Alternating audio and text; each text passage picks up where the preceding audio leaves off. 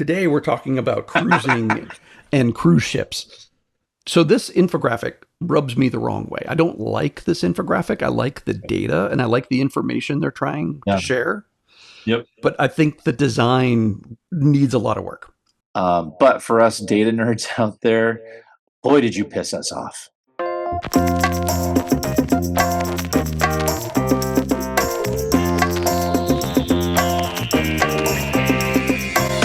Welcome to the Cool Infographic Show, where we turn data into stories and visuals into communication. I'm Randy, and every week my co-host Jared and I will explore the art and science of infographics and data visualizations. We'll cover everything from viral charts to visual fails. Whether you're a designer, a data nerd, or just someone who likes good visuals, you're in the right place. Hey Jared, how are we doing this week? I am really, really good. The last time that you and I talked on this podcast, I got to be a minister for a day and help to marry my cousin, marry the love of her life, and be a part of an amazing ceremony. It was a lot of fun. And what was really funny is the wedding planner came up to me afterwards, like, wow, like, what church are you a part of? And have you done this Obviously before? did a good job then. Yeah. That's what she was implying. And then I leaned in and I go, actually, I'm an atheist. So I said, I don't think churches would like me very much, but I love my cousin. And, Right. And I'm not trying to be controversial, but it was just really funny because she was like, what kind of church do you come from? And I'm like, I don't come from a church. I'm Right. sorry. So all in all, it was a really good time and good to be with family. What about you, Randy? What's exciting in your life? Well, actually, last time we talked about the whiskey tasting festival that I went to in Texas, down in San Antonio, and this coming weekend, I'm flying back to Texas again to go visit some friends. Good. We're going to go see some holiday parades. We're going to go, eat some Tex-Mex food. We're going to have a good time. All right. What are we talking about today? Okay. So today, hold on. Oh, I am waiting. In my costume here. Today, we're talking about cruising and cruise ships. All right. Yeah, because you are an avid cruiser. I don't know if our listeners know. We like to cruise. And so we've been on a number of cruises so far. And because of that, I get a bunch of cruise news and posts in social, right? It's now because of the algorithm part of my feed. They're like, this guy loves to cruise. Right. We're going to give him more boats, more hats. So I came across the graphic I'm going to show you here on one of the cruise sites that popped up in my social feed. Right. So here's the infographic that I want to talk about today. All right. So this is quick question before we get into it.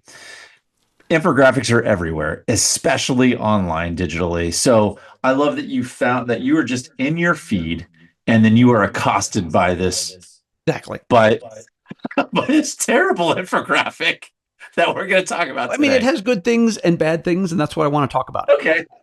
All right.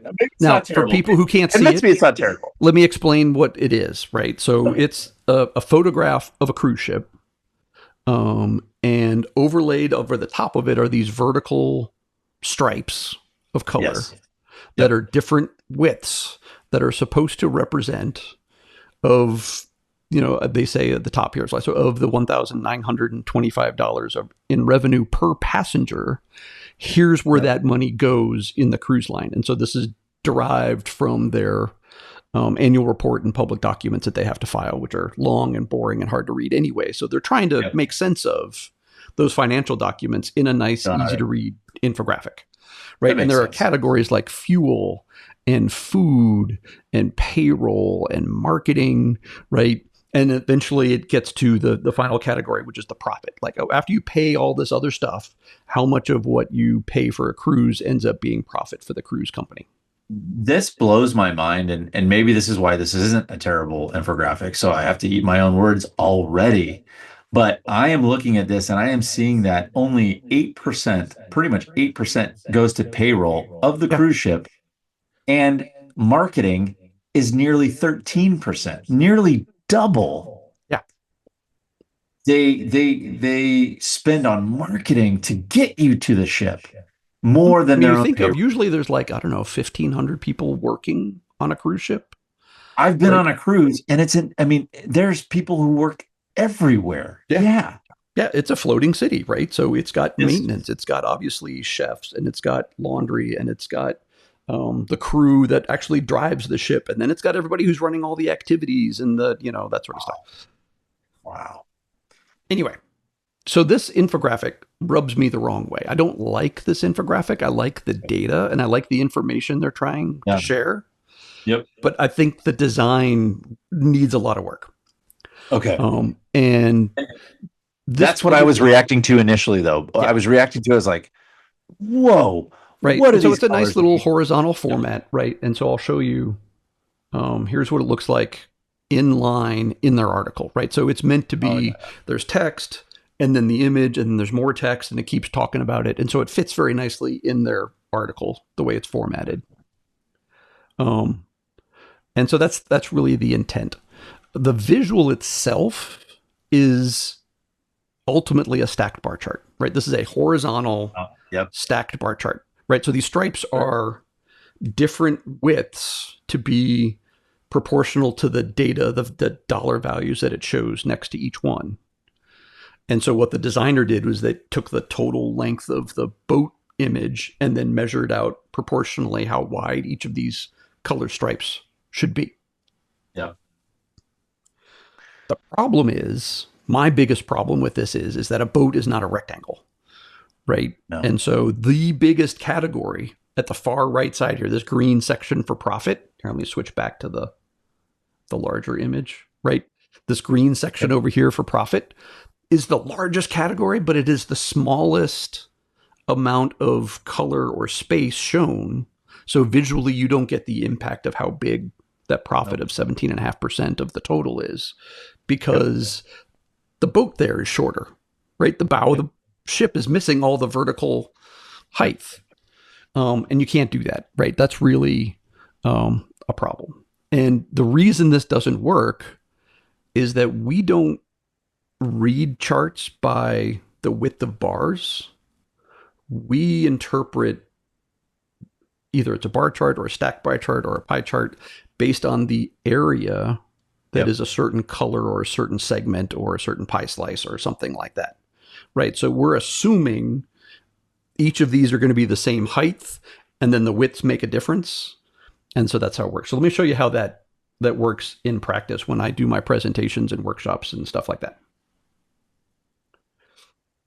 So I have to show you here, like, we don't design bar charts that have different widths for each bar, right? It does not make sense to your brain when you look at a bar chart like this. Is the tallest bar the biggest number, or is that short, squat, really wide one the biggest value, right? I can't tell. And the reason bar charts work in general is that every bar is the same width, right? Mm-hmm. And so the area calculation of length times width is super, super easy if each bar is exactly the same width. Then the only thing changing is the height, which is changing the area. Yep. And there's no question here. There's no question here that the red bar is much bigger than the blue bar. Right. So in this particular example, right, the red bar, the sales budget is 3 times larger than the marketing budget at $1 million. And if we throw in the numbers and do the math, okay, right, so the area of the red bar is 12 square inches, and the area of the blue bar is 4 square inches. So the red bar is 3 times the area of the blue bar. And we get so used to that math that designers make the mistake that I can just do the one dimension and it works. Nope. And it's not true. We've just made that math so easy by keeping all the bars the same size. And it wouldn't work, like in this case, because it's a stacked bar. Here's an example of a bad stacked bar, right? You wouldn't have a stacked bar and all the different widths be different dimensions. It does not compute. It doesn't make any sense to you as a reader or an observer of it. Well, and this is literally the ship right here. Like this is how we go back to the ship, interpreted. Yeah. Right. The ship is essentially that. It's a bar where the widths they were doing the math for, but the Yep. height of the ship is different as you go down the ship. And so it doesn't make sense because they're not equal areas proportional to the data values.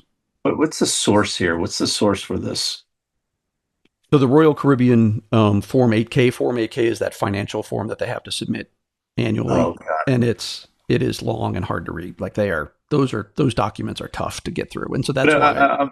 Yeah, I'm assuming though that Cruisely, their whole point is to get people into cruising, right? Yeah. I mean, their audience are people who cruise or are interested in cruising.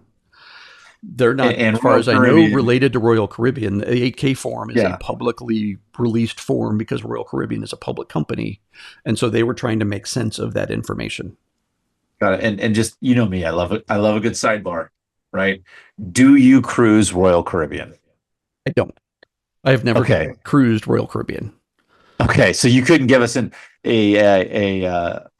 advice on a Royal Caribbean ship. Who do you cruise? No, I cruise Disney. So I cruise on the Disney cruise ships. You're telling me that? Even with a grown adult child, we will go on a Disney cruise as adults without a child. Yeah, because okay. So again, I know you're a cruiser. Why Disney? I know. Yeah, why? Two big reasons. One is we're Disney fans in general, right? We generally vacation at Disney every year. And two, when you get into cruising, there are different levels of service for cruise lines.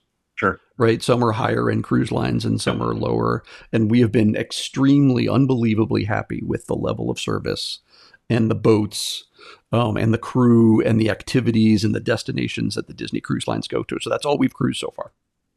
Got it. Okay. So I won't say forever, but that's what we've done, for the last number of cruises that we've had. That's fantastic. I love that. But back to sidebar over. Back to the stack bar chart. There's just so many different ideas that I have that could have made this better. Yes. So let me just go through. So there are a couple things that I think went wrong with this design, right? They tried to do the stack bar and tried to fit it into the shape of the cruise ship. That didn't work. The colors of each segment here, each category, is essentially a random assortment of what are called categorical colors, right? It's just a different color so that you can tell the difference between one and the next. They don't have any meaning. They didn't use any purpose in their color choices. It's just a random set of colors that are different from each other. The order of these segments is, as far as I can tell, random. Like maybe this is the order that was written in the report, but I want to see them in either increasing or descending order. Descending order. Yeah, right. So that I can easily tell which one's the highest one. Because now I have to sit here and read them all and do math in my head to figure out, well, where's the lowest one? And I got to go through every number and see, is this the lowest number? Is this the lowest number? Like I got to do all that work instead of just visually it telling me which is the lowest. And something that annoys me too about this is there are two different greens here that are very similar. Yeah, if you look closely, because they started repeating colors, right? 2 browns, 2 blues, 2 greens. And so again, color was not chosen with purpose. Nope, no, it was not. And now I want to get super, super nitpicky. The values of all these slices does not add up to 1,925. Are you kidding me? It's close. It adds up to 1,922. So there must have been like some pennies, right? Some rounding going on. So question, did you actually do the calculations or I added it up? I can't eyeball that, but I added it up to. You are an engineer by background, so it wouldn't surprise me. Okay. All right. So that bugs me too.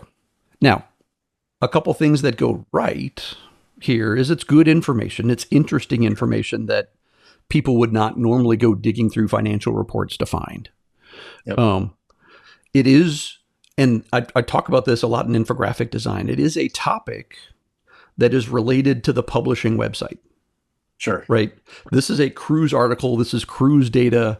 at cruisely.com, which is a website for people who are interested in cruising, right? It all ties together, where it's not like a cruise website doing an infographic about James Bond movies, right? No. Or something that they just, decided was interesting. This is Well, very yeah, directly they're related to writing their business.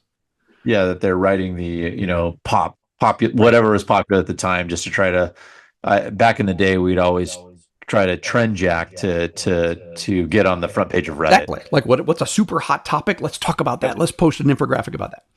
Yep. And the other thing is, a lot of designers forget to do this, but they put good information in this image file of the infographic so that when it gets grabbed, when it gets shared on social, Sure. people still know where it came from. And a lot of infographic designs just forget that. It is so important at the bottom that it shows the source.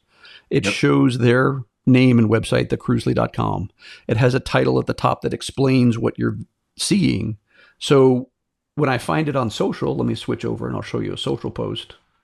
Right. So here's somebody else's post that posted it on Facebook. Right. And it's got all that information with it. So even though this is not their infographic, they're posting it and posting about that article that it was in. You can see in here where that infographic came from. You can see that it came from Cruisely. So the content marketer who created this, whether their information was correct, whether their infographic or chart was correct, they actually optimized it well so that they got the name recognition, they got the source data out there to give it, the what it needed to live on its own beyond the website. Exactly.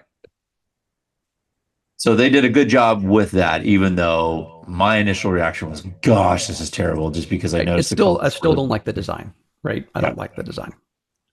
Well, and if you look at it, it's not even the boat is slightly skewed. It's not. I didn't even mention that. So let's go back to the bigger one. It's not even perfectly. It's mostly on side, but you're right. Yep. The boat is angled a little bit, so you're not actually getting the full front. So you're getting a side view of the boat as well. Yeah. Right. And I think that's what I was reacting to when I said, "Oh my God, this is terrible," because I saw it skewed right away. I saw multiple colors that were very, very similar. I didn't even add it up, but okay. So this kind of data is called parts to a whole data, right? It's usually like percentages or things that add up to a total, things like that. That's the kind of data set this is. Yep. It's called composition data, technically, right? And there are other ways that you can visualize this, right? So let me show you some other examples. So here's a simple one, right, that uses the shape of a pencil to make a stacked bar. An obvious bar chart is a pencil. Like that's obvious, and that's very low hanging fruit, and it makes sense. Education. Let's do an education infographic or whatever. Exactly. Right.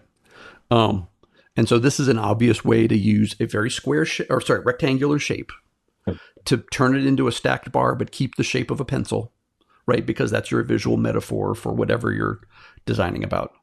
Now this one has a problem that these percentages don't add up either. It's 103%. So whoever did this one screwed this one up a little bit too.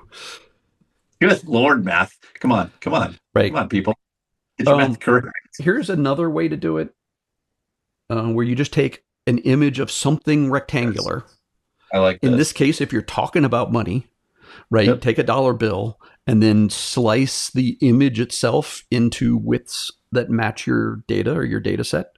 And so this is the visualization of a city budget, and where they spend their money on the police department and the fire department, the library and their parks, and that sort of stuff. And so it just basically, because the width is consistent, the height in this case is consistent across this horizontal bar chart, the widths of each segment are what matter. And then you can do this. This is one that I talk about in my workshops and in the class, which is in this case, it's a $100 bill, right? But it's a rectangular image. And then over the top of that, you add these semi-transparent colored rectangles that are the right size for the data that you're trying to convey. This is so simple to understand, that 70% goes here and 30% goes here.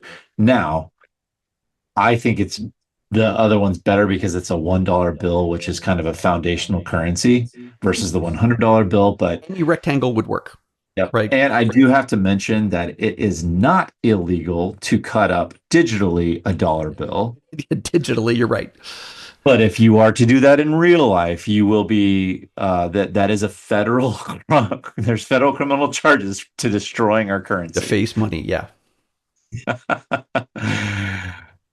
Okay, one of my favorite questions to ask is, would you redesign this? And if you would redesign it, how would you redesign this atrocity? Right. So here's the original.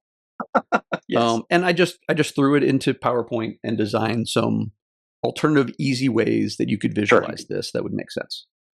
So let's switch over to PowerPoint. Right. And so the first one, right, is super simple. Oh my God.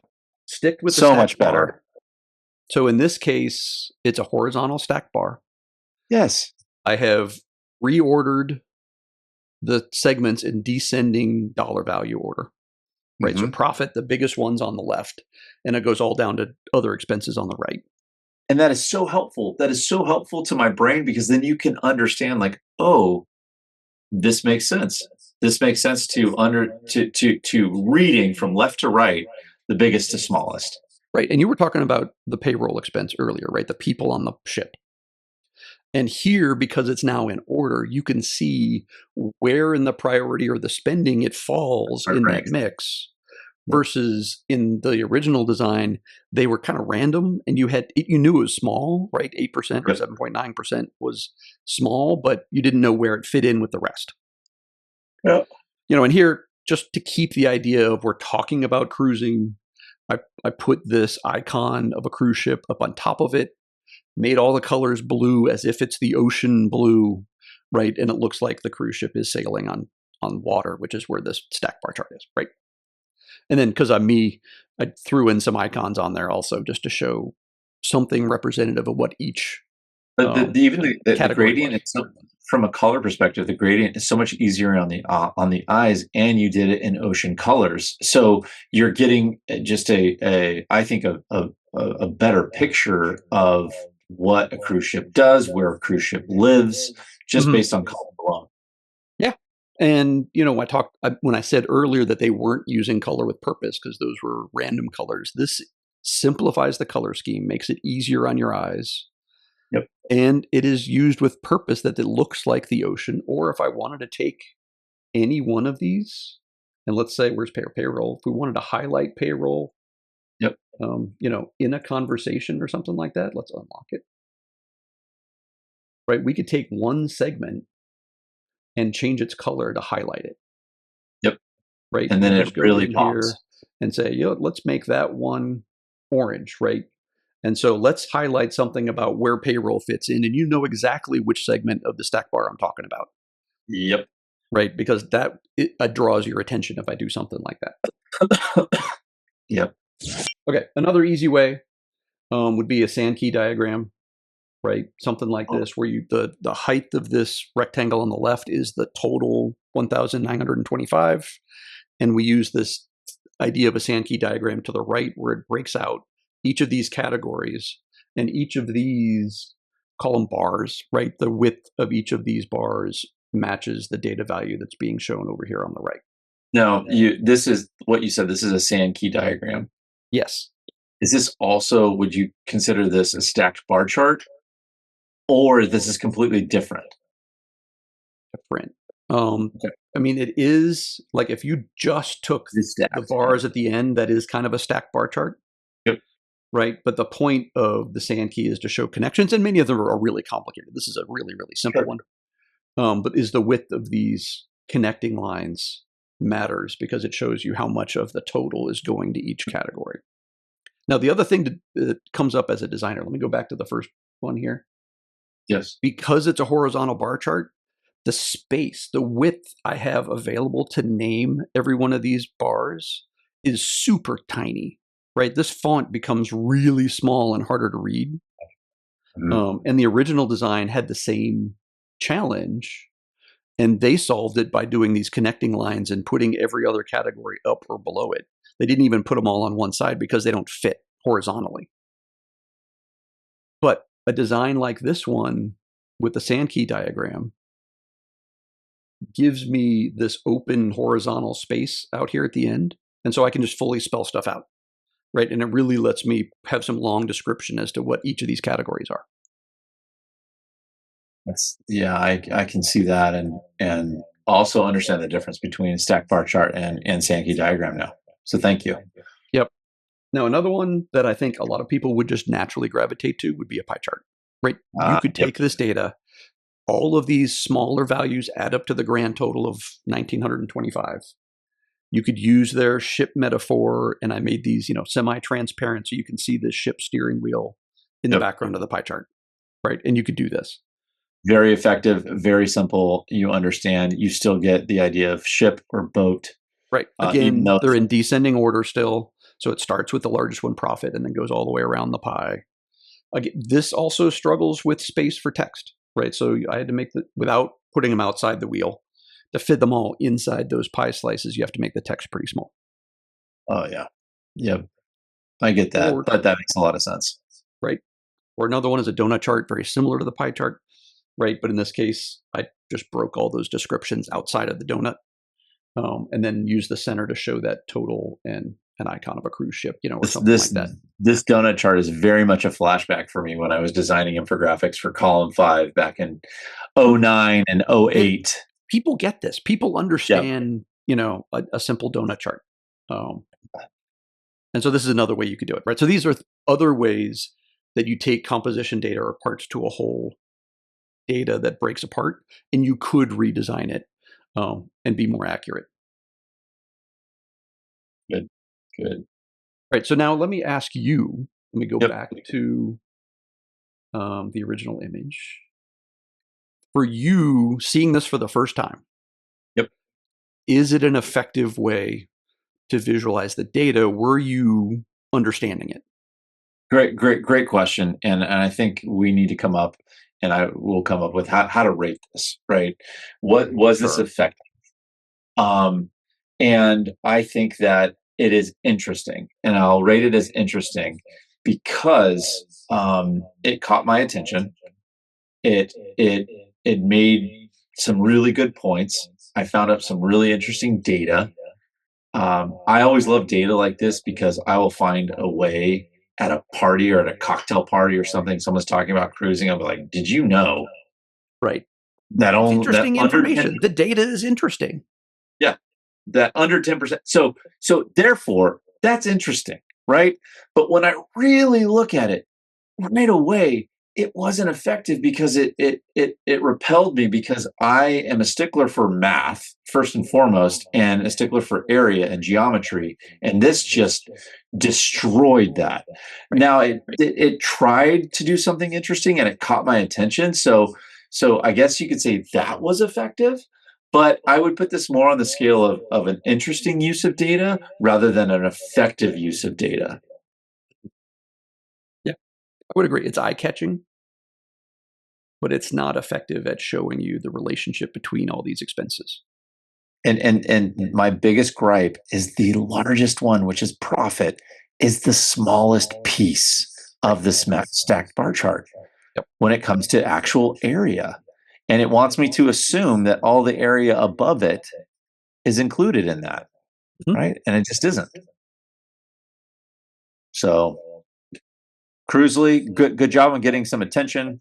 But for us data nerds out there, boy, did you piss us off. It didn't piss us off, but there are certainly better ways to do this. You're right. It didn't piss us off. But I will tell you this. Back in the day, I'm an old man, right? Get off my lawn. That if you were to put something up like this on Reddit or on Dig, this would get obliterated because all of the math area geeks would call that out right away. And then you are going to get downvoted based on the lazy mathing here. And I would call this lazy design, which is just finding a photo and then doing a transparent overlay and doing what they did. They could have done, they could have spent a little bit more time to make it that much more interesting and actually create good data viz instead of bad data viz. So not But I effective. think that I don't know who designed this. I don't know if Sure. the author of the article did this or if they worked with somebody. I mean, a lot of people generally don't have budgets to go work with me or with a design firm to go Sure. create really attractive infographics or designs. They're just sort of winging it and doing it on their own. And I get that, right? Which is kind of why we have all this information about data visualization online. Do But you think, it could be done better. Like that's you, what's in the book. You could do it better. well, here's a question for you. Um, I don't know how old this article is. I haven't checked to see how old this article, but do you think that this is AI? Because the numbers are just a bit off, right? And do you think that they just put it into, I don't you think know, so. okay, all right, Personally, I don't think so. I could be proven wrong, but it's yeah, a good thought, right? Because you could throw this into AI and see what AI comes up with. yeah, I agree. Yeah, and yeah, that's very true. So ultimately, I would give this one a thumbs down because it's interesting, but I don't feel it's effective. That's fair. Yep, excellent. Well, Randy, thank you for finding this interesting infographic. Now it's time for my favorite segment, which is your cool pick for the week. I am excited to see what you are going to bring to the table today to blow me away. Well, because I used it to create those samples, those Sure. ideas of what we could design. My pick today is a website called the Noun Project.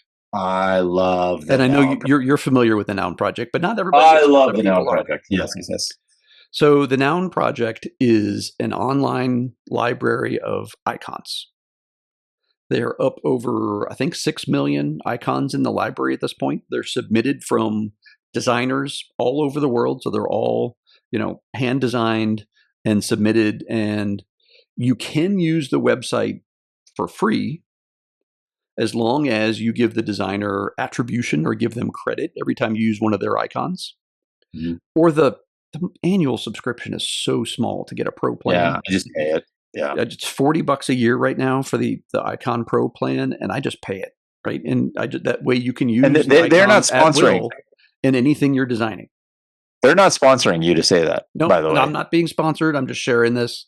This is Yep. just good fun. I've been sharing this in my workshops and classes for years. Yep.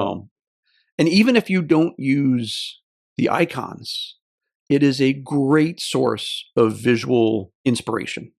Absolutely. Right. So one of the things, I was creating these icons that I used in that ship design in the stack bar chart. And what's an icon for commissions? What's an icon for Yep. expenses?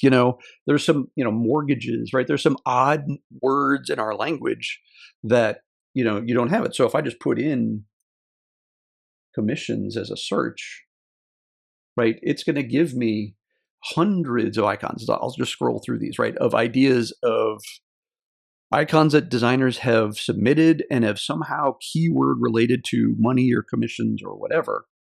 And you may find one like, okay, this isn't working for me, but this holding bag of money is working for me, or something like that. And even if you don't use the icon, it might give you an idea of what I really want is a photo, but now I know what I'm looking for. I'm looking for a photo of a hand holding some money, or something like that.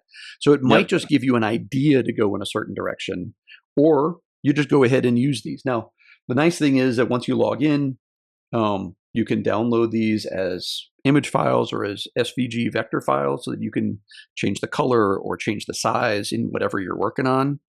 But they have plugins. So if you're working in PowerPoint, there's a PowerPoint plugin, and I can search icons and import icons and never leave PowerPoint. They have it for Google Docs. They have it for Adobe products. And so it's really super simple. So I would say, the Noun project is a tool that everybody should be aware of and be using just to grab ideas or the actual icons and use them in your design work. And I love how much user generated designs are in this. Yeah. And so the Noun project I've been using for years as well. And funny story, I use it every year on my Christmas card because I always hide a funny icon in my Christmas card every Okay. year. Yep. So when you get my Christmas card this year, let's see if you can find the See if I hidden can find it. icon. Okay. Got it. All So, right. So what have you got as a cool pick this? well, I have been like most of the world, I've been obsessed with not with trying not to be replaced by AI. That's what I'm obsessed with. Fair. That's fair. So it's like, okay, am I AI proof? I ask myself that every morning.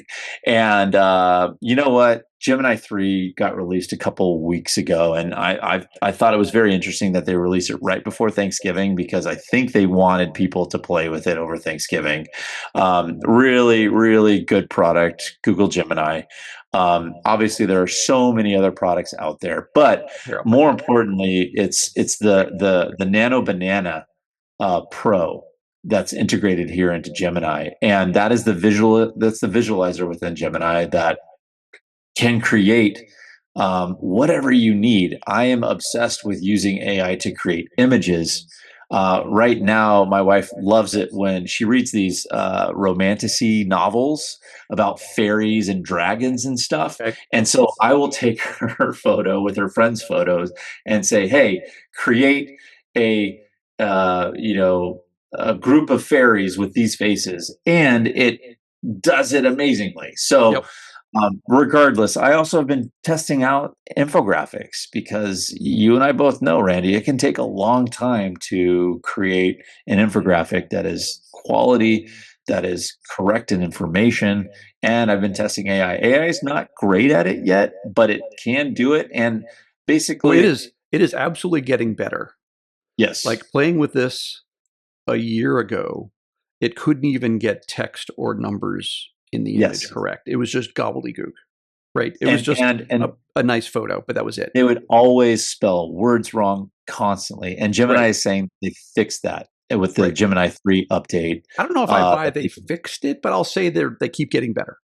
that's okay. I was listening to the New York Times podcast, and they say that you're right. They haven't said that they fixed it because they can't guarantee accuracy 100% of the time. But No. that is something that they are proud of, that they said that they are doing better at. So I appreciate that correction. And as some foreshadowing, I think in the future we're going to do more and more work Yes. testing what can we do with AI that helps the entire process of infographics and data visualization. How can you clean up data? What can you get about publishing your infographic? And then how can it help you actually design your infographic or your chart from Yep. scratch? So I see, Randy. Thank you for bringing it up right now. Yep. I'll send you a prompt, and if you could pop that prompt in, and let's just challenge it to see if it could do a better job. Yeah. So I'm going to upload that file that we started with, which is that cruise ship. And then how did you word this? So everybody prompts differently. I prompt stream of consciousness because, well, I have ADHD and I need AI to help make all of my words sound better. So I just stream of consciousness, put a prompt in, and basically at the top I say I need more accuracy. I need more accuracy represented in this infographic, but be creative. I always want to test the creativity that an AI generator can do, and then from there I give it a little bit more specific information. I give it an idea, maybe use a doc as the stack bar chart, Right. but please use the exact information within this infographic. It is so important that you prompt it to do that because AI is known to hallucinate and lie if Right. you Now, allow if it we to. were if we were the designer of this, right, we would just have a table of data, right, and we'd be asking AI to design it. What we're doing here is taking the one we've been talking about with the cruise ship stack bar chart and Yep. saying, AI, how could you make this better? Yep. So So, all right, let's let's see. see what it comes up with. And we will go ahead and fast forward this for those of you who are watching. So it should, I mean, it's going to pull the data, the numbers, and it's going to contextually understand those numbers out of the visual, out of the image that we started with.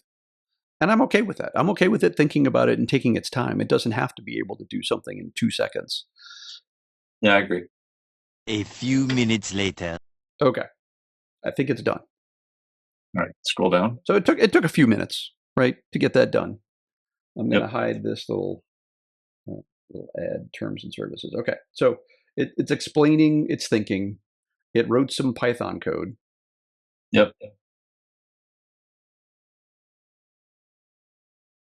Wow. Look at that. Analysis of the new chart, accuracy improvements, right? Linear proportionality. That's what it's talking about when we said that different heights were different Yep. across down the boat. Ordering. Look, it wants to put them in sequential order. You must have prompted it to ask you more questions. I Would you didn't like? prompt it to do anything. I used your prompt. Yeah. Would you like to adjust? What I don't see is an image. Nope.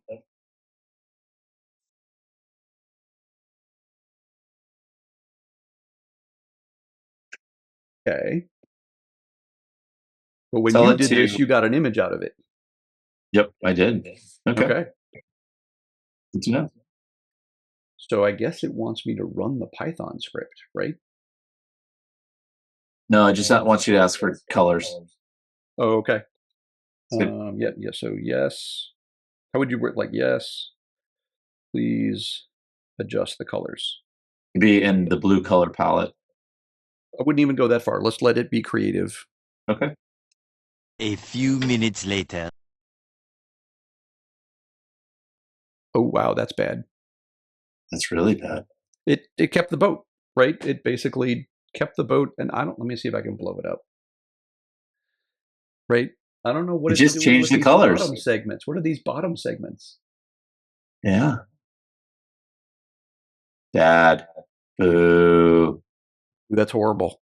Sweet. I'm not going to be replaced anytime soon. Not anytime soon. Awesome. So, again, things aren't perfect. It could be with the prompt. It could not be with the prompt. Ultimately, but I still love using AI for inspiration, Absolutely. to bounce ideas off of, to understand, what the limits are and how I can make something better. I have programmed my specific chat to use the Socratic method with me, Okay. which is consistently and constantly ask me questions based upon my prompts, so that it can help me refine my prompt to be better. But yeah, that's my cool pick, which is Nano Banana. Not impressed with this output. I've been impressed with other outputs, but maybe we can run it again, and redo this whole section to see if we get a Exactly. better one. All right. Right. So I just asked it, show me some visualizations that would be better suited to this data. Yeah. To see what it comes up with. Because it's interesting in the use case of this, even though it is parts to a whole kind of data, like all these small pieces add up to the grand total, you are trying to compare them to see which ones are, larger than other. A waterfall chart. Okay, that's another good idea. Yeah.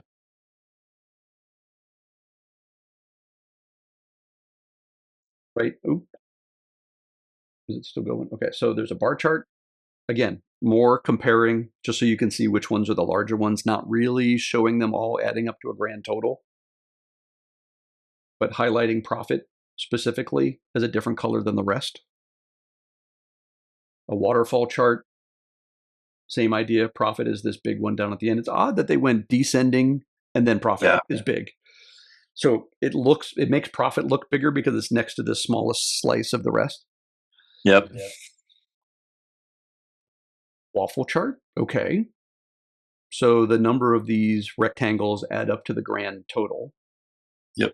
And then they've highlighted the ones that were related to profit again. And then these other blue colors are these other that's interesting though, because they're not. I assume there's 100.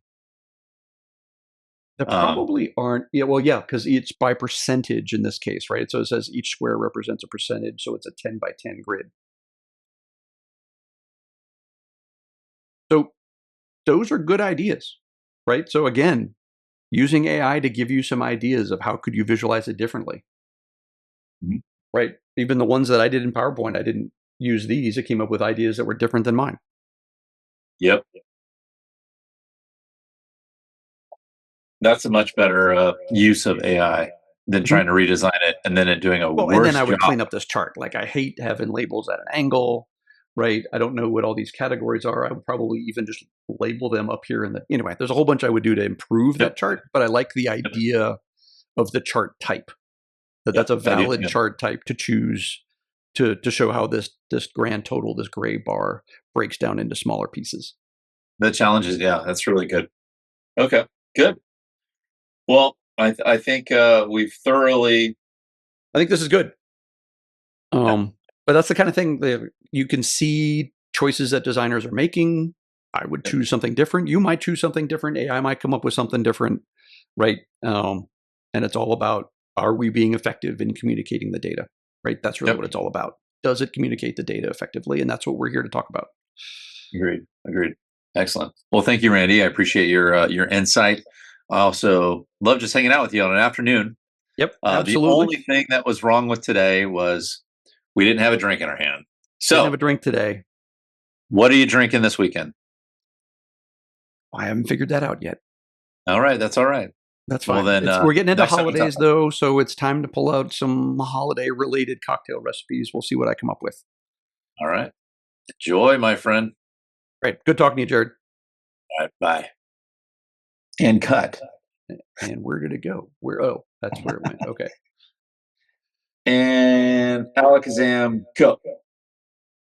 Still going. Magic. Unknown number. This is the fun fact about me. I am 44 with way too many specialists. I told my primary care doctor, I'm like, Doc, I'm not living very much longer, am I? Because I mean, am I the youngest person with 15 specialists? Hold on. Okay. So best Tex-Mex place that you can. What is the best place that you know of for Tex-Mex? Place for Tex-Mex. Well, there are a lot of them. Right. And at this point, now that I'm in Arizona, right, going back to Texas, they're all really good because I can't get from here in Arizona. Well, because is there Arizona Mexican? Or is it just Mexican in Arizona? It doesn't even have its own style. It's not like California Baja Mexican. It's not New Mexico green pepper kind of spice. It's kind of a hodgepodge of just different Mexican places. I haven't found a favorite here yet. Okay. All right. But Papacitos is fantastic in Texas. Chewy's is fantastic in Texas. Chewy's is famous. Right. Where would you say is the best Chewy's? And is it Dallas? Like where is it at? Well, I mean, the one I used to eat at all the time was in South Lake. Okay. But they're all over. I mean, they're all consistently good. Sure. Okay. But if you're ever in Same with South Papacitos. Lake? Papacitos is this big Papa's chain, and they're consistently good no matter where you go. Cool. Well, I appreciate the recommendation. I will always ask for your recommendation. Yeah. Other example. This is sidebar. We'll cut this out. Yeah, we'll cut this out. And action. Okay. But we'll definitely cut all this out. Yeah. Or just accelerate it. How do I stop the recording? We'll come up with something else that's stupid. All right. Anyway, we can just let it keep going. We'll start over again, but the recording continues. All right, start over.